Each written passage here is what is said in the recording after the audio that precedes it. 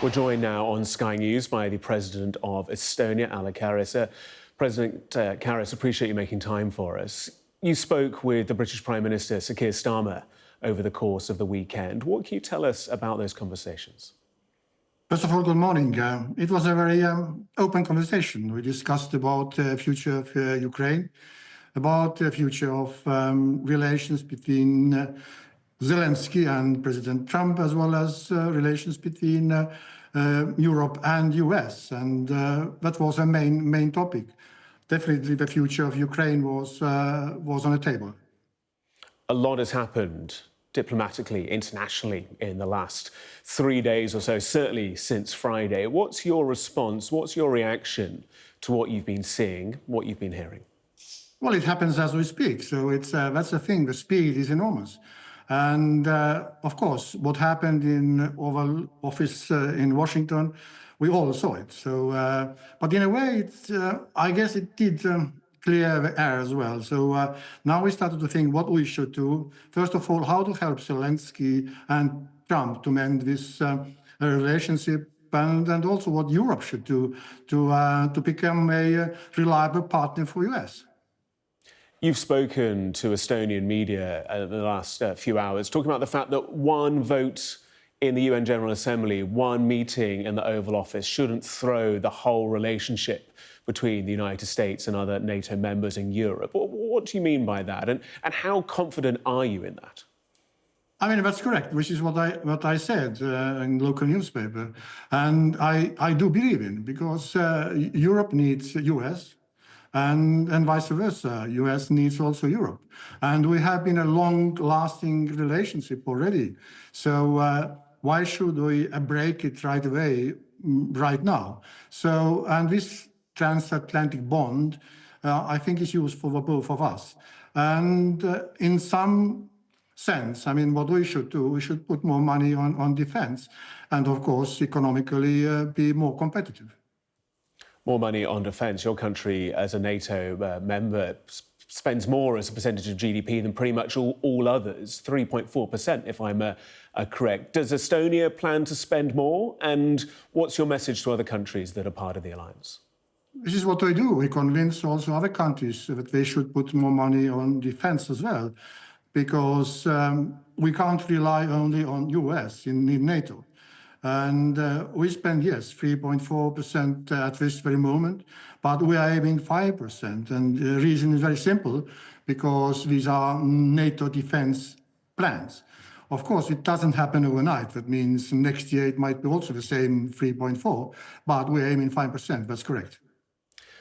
In the last day or so, President Macron of France has suggested the possibility of a one-month truce in the air and on the sea between Ukraine and Russia. Meanwhile, Prime Minister Starmer has proposed this coalition of the willing that could kind of guarantee peace going forwards.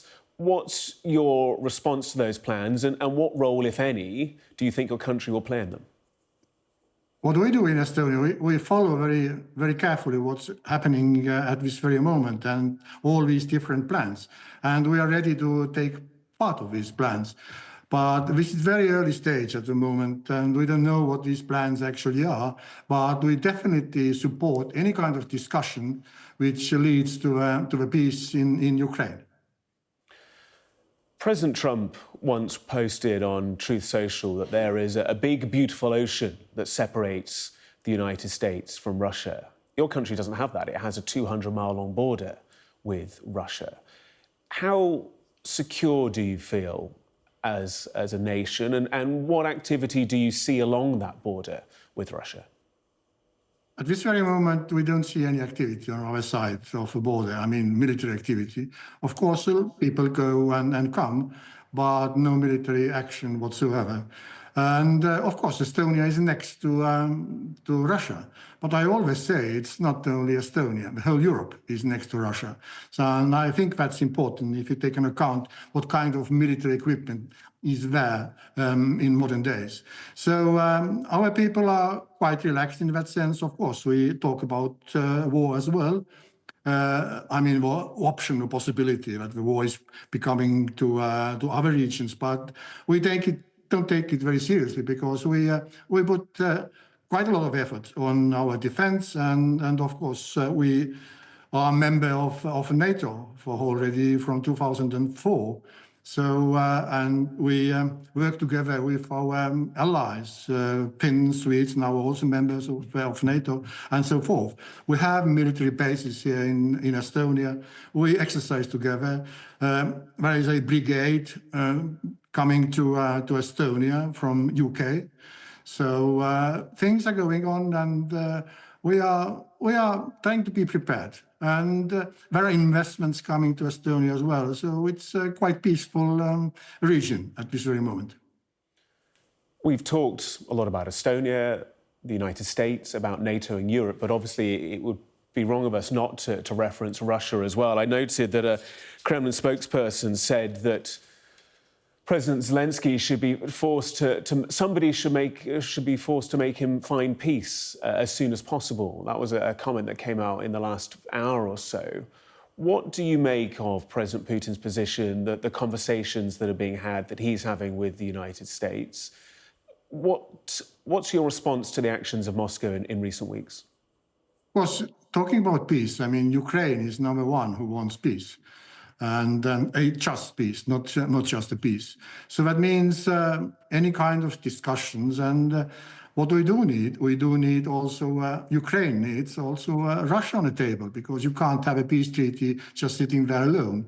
And that's our task, to push Russia to sit behind the table and start negotiating about peace, which is acceptable for Ukraine. You say they're a just peace. Do you think that'll be found? Well, we must do everything to find the solution to this war, and the just peace is the only solution.